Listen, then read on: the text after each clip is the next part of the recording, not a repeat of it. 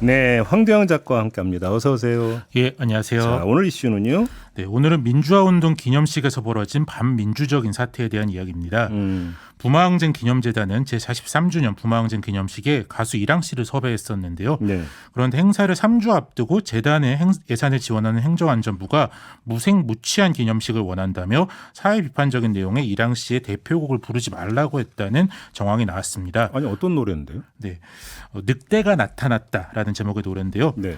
이렇게 시작합니다. 이른 아침 가난한 여인이 굶어 죽은 자식의 시체를 안고 가난한 사람들의 동네를 울며 지나간다. 오, 가사가 이래요? 네, 이런 이 여인의 모습을 본 사람들이 점차 동조하며 부자들에게 함께 항해하러 간다는 내용인데요. 이런 모습들이 부마항쟁에 딱 어울리는 노래 같은데 재단도 그렇게 생각했는지 이랑 씨를 섭외하면서 이 노래를 꼭 불러달라고 했다고 합니다. 근데 왜 못 부르게 한 거예요? 행안부가 정확한 이유를 밝히진 않았는데요. 아무래도 정부가 이 노래 속에서 가난한 사람들보다는 항의받는 특권층에 입한 것 아닐까. 우화적인 가사에 흠집 놀랄 만큼 정부가 제발저렸다. 그렇게밖에 생각할 수 없을 것 같습니다. 아니 이건 그러니까 이제 정권 욕하는 것도 아니잖아요. 그렇죠. 가사고.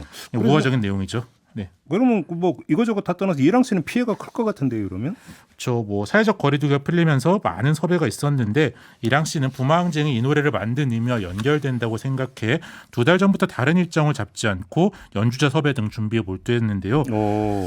이렇게 이미 많은 비용을 썼는데 계약 당시 약속한 감독 연출료 1,000만 원과 가수공연비 700만 원을 아직 전혀 지급받지 못했습니다. 행안부는 어제 정산 방식을 논의 중이다 이렇게 밝혔습니다. 아니 그러니까 노래를 문제 삼아서 그러니까 하지 말았으면 좋겠다라고 이건 일종의 검열 아닌가요?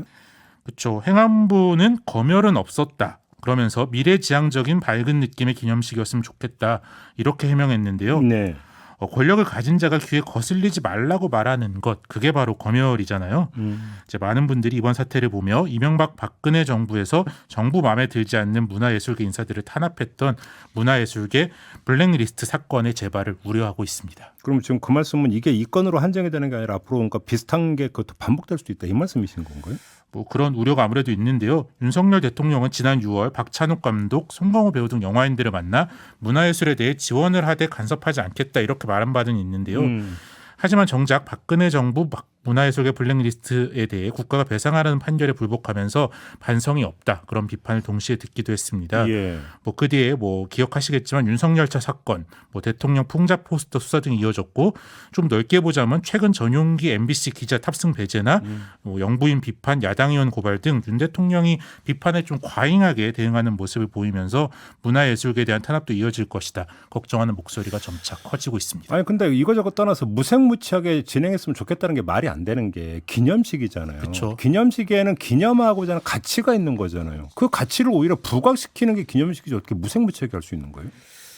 그래서 일각에서는 이게 문재인 지우기다 그런 평가도 있는데요. 왜요? 문재인 전 대통령은 2019년에 처음 부마항쟁 기념일을 국가기념일로 지정하고 헌법 개정안에도 부마항쟁을 넣는 등 재평가를 위해 많이 노력을 했습니다. 예. 그래서 부산 경남 지역에서는 이런 재평가를 문재인 대통령이 업적이다 이렇게 여기는 여론이 큰데요.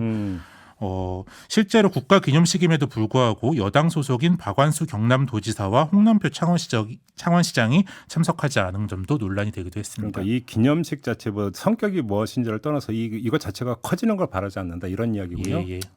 알겠습니다. 자, 오늘은 여기까지 좀 진행을 해야 될 것 같네요. 고맙습니다. 예, 감사합니다. 황두영 작가와 함께했습니다.